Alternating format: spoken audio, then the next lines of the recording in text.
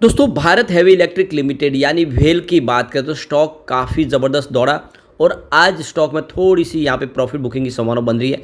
लेकिन कंपनी का बिजनेस बहुत ही शानदार है, लगातार ऑर्डर मिल रहे और ये जो स्टॉक आप देख सकते हो कि 20 30 40 रुपए के आसपास 2 3 साल पहले वो स्टॉक 300 तक पहुंच चुका है। क्या इस लेवल पे खरीदारी करनी चाहिए, समझने की कोशिश करेंगे इस वीडियो के माध्यम से। दूसरी तरफ एनएचपीसी लिमिटेड की बात करें, ये दूसरा पीएसयू स्टॉक क्या आने वाले समय में मल्टी बैगर बनेगा। स्टॉक ने दौड़ जरूर लगाई है पिछले एक साल में, लेकिन उतनी खास दौड़ नहीं लगाई है। कंपनी का बिजनेस काफ़ी अच्छा है और ऐसे में क्या ये स्टॉक कमाल कर सकता है, जानेंगे इस वीडियो के माध्यम से। साथ में अगर हम यहाँ पे अगर टाटा स्टील की बात कर ले तो कंपनी के लिए काफ़ी अच्छी गुड न्यूज़ निकल के आ रही है। टाटा स्टील ने काफ़ी बेहतर प्रदर्शन किया, अपना बिजनेस में भी अच्छी खासी ग्रोथ दिखा रहे। क्या टाटा स्टील में इस समय खरीदारी करनी चाहिए, ब्रोकरेज हाउस की क्या राय निकल के आ रही है, उसको समझने की कोशिश करेंगे। साथ में एक और कंपनी को डिस्कस करने वाले जो बहुत ही शानदार बोनस और स्प्लिट दोनों ही देने जा रहे हैं, तो एक एक करके इन सबको डिस्कस करने वाले। लेकिन फ्रेंड उससे पहले अगर आप पहली बार हमारे चैनल पे आए तो चैनल को सब्सक्राइब कर दीजिए, एक बेल आइकॉन दबा दीजिए ताकि जब भी नया वीडियो बने पहला नोटिफिकेशन आपको मिले। वीडियो पसंद आए तो लाइक से जरूर कीजिए। चलो फ्रेंड्स वीडियो स्टार्ट करते हैं। मैं हूँ आपका दोस्त एस बी दवे और हमारे अपने चैनल ऑनलाइन कमाई में आपका बहुत बहुत स्वागत है।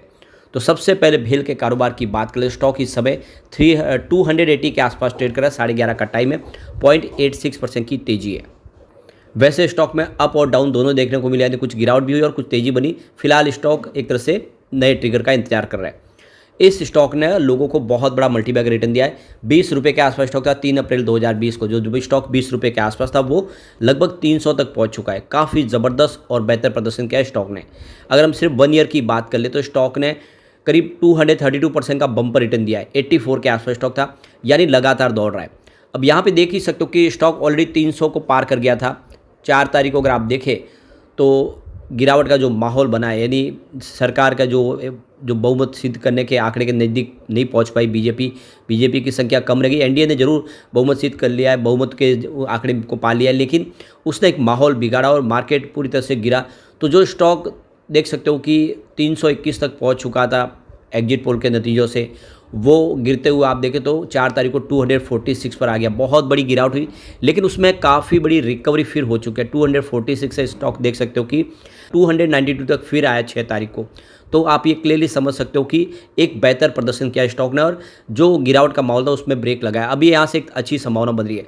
वैसे अभी जो प्राइस है वो महीने भर पहले भी थी, यानी 7/5/2024 को भी देखें तो 280 के आसपास स्टॉक था, इस समय भी है। तो इसमें कोई बड़ी गिरावट नहीं हुई है।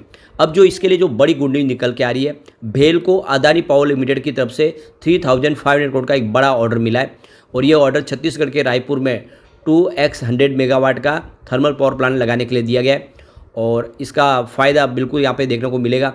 तो ये देख सकते हो कि ये जो ऑर्डर वैल्यू है इसकी 3500 करोड़ के आसपास है और आप देख सकते हो कि ये जो भेल है इसके लिए इस कॉन्ट्रैक्ट एग्रीमेंट के जो तय साइन जो हुआ उसमें भेल कंपनी को इक्विपमेंट सप्लाई जैसे boiler, turbine, generator, super critical technology वाली 2x 800 मेगावाट बिजली प्रोजेक्ट बनाने वाली पूरी की पूरी सामग्री भी देगी और साथ में उसकी देखभाल भी करेगी, कंपनी ही संभालेगी, यानी मेंटेनेंस का काम भी कंपनी देखेगी।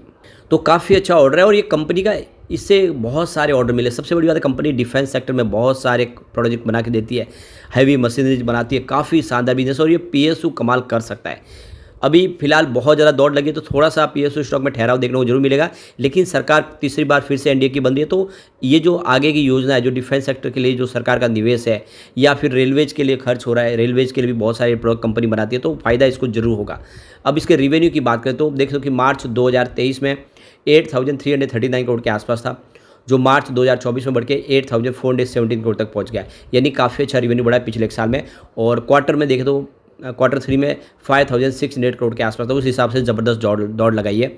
प्रॉफिट की बात कर ले तो मार्च 2023 में 658 करोड़ के आसपास प्रॉफिट था। इस बार प्रॉफिट गिर के 490 करोड़ तक पहुंचा, लेकिन अगर बात करें क्वार्टर 3 की तो मात्र 60.32 करोड़ के आसपास ही था, यानी 2 डिजिट में प्रॉफिट था। उस हिसाब से बहुत बड़ा जंप लगा है प्रॉफिट में और सितंबर में तो ऑलरेडी कंपनी लॉस में थी, तो ऐसे में इसकी प्राइस बढ़ने की संभावना बिल्कुल है। तो लॉन्ग टर्म इन्वेस्टर के लिए अच्छा मौका है कि भेल में निवेश करें। अब चलते हैं टाटा स्टील की तरफ। तो इस समय 176 के आसपास स्टॉक ट्रेड कर रहा है। 2.85% की तेजी देखने को मिली। स्टॉक काफ़ी शानदार प्रदर्शन कर रहा है और बिल्कुल तेज़ी से दौड़ने को तैयार है। अब यहाँ पे देख ही सकते हो कि शॉर्ट टर्म में यहाँ पे कुछ स्टॉक के अंदर सजेशन दिए गए, जिसमें टाटा स्टील, दीपक फर्टिलाइजर्स, चोलामंडल फाइनेंस और इंडिगो, ये स्टॉक अलग अलग सजेस्ट किए। जिसमें आप देखें तो टाटा स्टील के लिए बाय की रिकमेंडेशन की गई और उसका जो टारगेट रखा गया 183 से 185 तक है। स्टॉप लॉस 167 का लगाना है। तो कोटक सिक्योरिटीज की तरफ से श्रीकांत चौहान ने खरीदारी की सलाह दी स्टॉक के अंदर।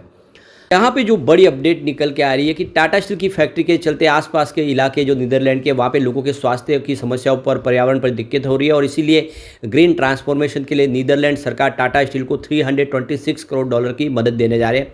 तो इसे लेकर 4 जून को डच पार्लियामेंट ने कंपनी को सब्सिडी देने की मंजूरी दे दी है ताकि रिनोवेशन में तेज़ी आ सके। हालांकि कितनी सब्सिडी मिलेगी इसका जिक्र नहीं है।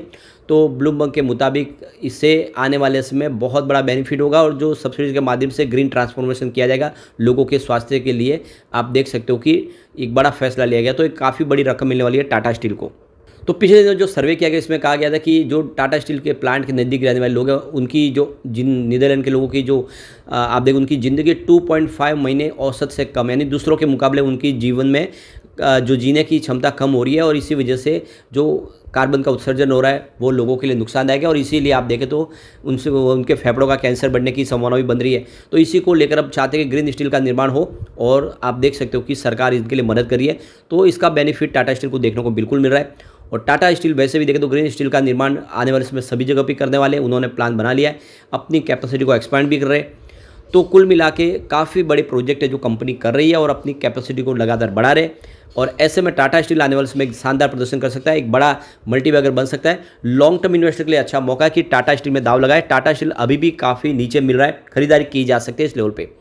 अब जैसे कि सरकार रिपीट हो चुकी है तो वो जो इंफ्रास्ट्रक्चर के जो प्रोजेक्ट जो पहले सरकार ने अनाउंस किए थे वो सारे के आगे बढ़ेंगे और ऐसे में सबके लिए स्टील तो सबसे महत्वपूर्ण जरूरत है। उसके बिना कोई इंफ्रास्ट्रक्चर के प्रोजेक्ट कंप्लीट हो नहीं सकते, चाहे रेलवे के हो या फिर दूसरे प्रोजेक्ट हो। ऐसे में आने वाले समय टाटा स्टील के लिए बेनिफिट काफ़ी दिखाई देगा। अब चलते हैं एनएचपीसी लिमिटेड की तरफ। 102 पर स्टॉक इस समय 0.39% की गिरावट देखने को मिल रही है। तो आप देख सकते हो कि स्टॉक 100 के ऊपर थोड़ा सा कंसोलिडेट हो रहा है, एक बहुत बड़ी तेज़ी के लिए तैयार हो रहा है। वैसे पिछले दिनों जब तेज़ी बनी तो स्टॉक काफ़ी दौड़ा, 118 तक चला गया था। अभी फिलहाल स्टॉक फिर गिरावट में नीचे आया लेकिन 100 के आसपास आ गया। इससे यहाँ पे तेज़ी से बढ़ने की संभावना काफ़ी दिख रही है। वैसे स्टॉक काफ़ी अच्छा कर चुका है। आप देखें पिछले एक साल में इसने 132% का ज़बरदस्त रिटर्न दिया है। 43 के आसपास स्टॉक था। लेकिन यहाँ पे गौर करने वाली बात है कि कंपनी ने पिछले 5-10 सालों में कोई खास प्रदर्शन नहीं किया, अभी साल भर से दौड़ना शुरू किया, तो अभी इसकी दौड़ बाकी है।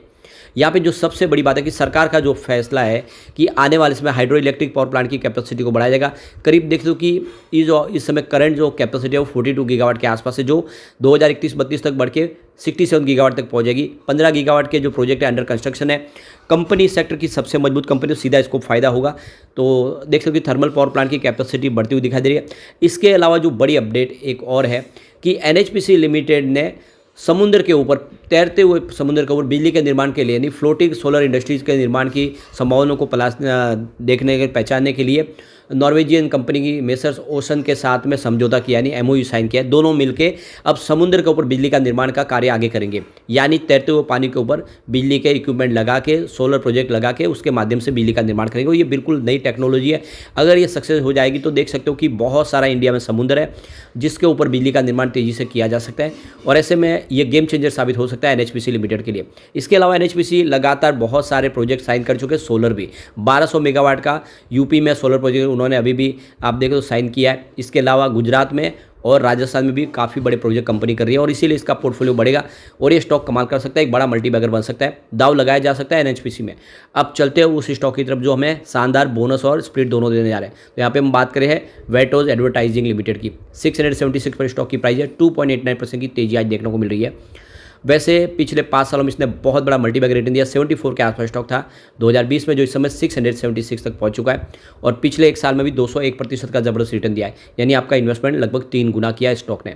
अब कंपनी 10:1 के रेशो में स्टॉक स्प्लिट करेगी, यानी फेस वैल्यू जिसकी 10 रुपये उसको 1 रुपये में बदला जाएगा। साथ में एक शेयर के ऊपर एक शेयर बोनस दिया जाएगा, यानी लोगों को बहुत सारा बेनिफिट होने वाला है। यहाँ पर अभी इसकी डेट नहीं आई है, अभी सामने हमारे रिकॉर्ड डेट नहीं, तो आप इस समय खरीदारी कर सकते हैं, आपको इसका स्प्लिट और बोनस का पूरा फायदा हो सकता है। वेटोज एडवर्टाइजिंग की बात करें तो यह एक एडवर्टाइजिंग कंपनी है, ऑनलाइन हर तरह की एडवर्टाइज सर्विस प्रोवाइड करती है, डिजिटल सर्विस प्रोवाइड करती है, काफ़ी अच्छा इसका बिजनेस है और बिजनेस बढ़ भी रहा है। आप देखें तो मार्च 2023 में इनका जो रेवेन्यू 34.29 करोड़ के आसपास था, जो मार्च 2024 में बढ़ के 45.83 करोड़ तक पहुंचा है। वैसे दिसंबर में 55.33 करोड़ के आसपास था। तो क्वार्टर ऑन क्वार्टर बेसिस पे कम जरूर है, लेकिन ईयर ऑन बेसिस पे रेवेन्यू बढ़ा है, साथ में प्रॉफिट भी बढ़ा है। मार्च 2023 में 4.10 करोड़ के आसपास था, जो मार्च 2024 में 4.69 करोड़ तक पहुंच गया है। तो काफ़ी शानदार बिजनेस है, दाव लगाया जा सकता है। लेकिन फ्रेंड, कोई भी इन्वेस्टमेंट करने से पहले अपने फाइनेंशियल एडवाइजर्स बड़े ले ले या अपना खुद का रिसर्च करें, क्योंकि मैंने वीडियो आपके एजुकेशनल पर्पज़ के लिए ही बनाया। वीडियो पसंद आए तो लाइक से जरूर कीजिए और चैनल को सब्सक्राइब कर दीजिए। Thank you friends.